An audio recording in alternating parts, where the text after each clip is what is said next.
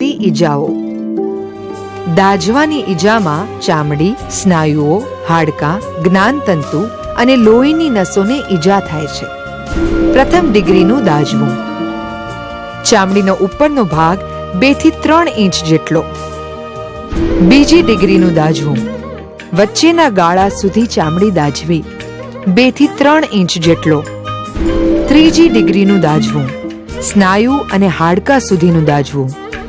જો ચામડીના બધા પડ સુધી દાઝ્યા હોય તો દુખાવો નથી થતો. દાઝેલ ભાગ. જ્યારે વ્યક્તિના 20% વધારે શરીરનો વિસ્તાર દાઝી ગયેલ હોય તો વ્યક્તિ વધારે દાઝેલ કહેવાય. Major burn.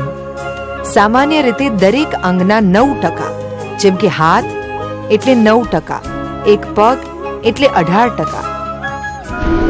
બાળકોમાં દાઝવું.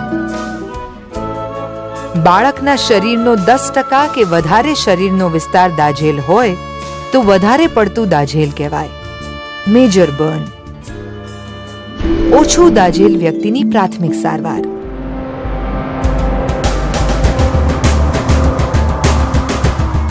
દાઝેલ ભાગને વહેતા ઠંડા પાણી નીચે 5-10 મિનિટ કે દુખાવો બંધ ન થાય ત્યાં સુધી રાખવું.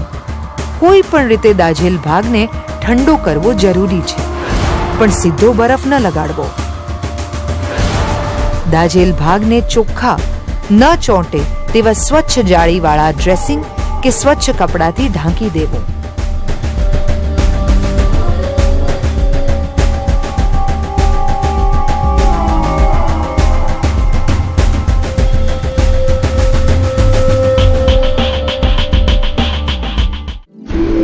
વધારે દાઝેલ વ્યક્તિની પ્રાથમિક સારવાર.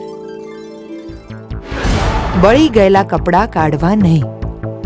ઊંડા દાઝેલ ભાગ ઉપર ઠંડુ પાણી નાખવું નહીં. દાઝેલ ભાગને ઠંડા ભીનાશવાળા જંતુરહિત કપડાં કે ડ્રેસિંગ કે સ્વચ્છ ટુવાલથી ઢાંકવું અને તાત્કાલિક દવાખાને લઈ જવા.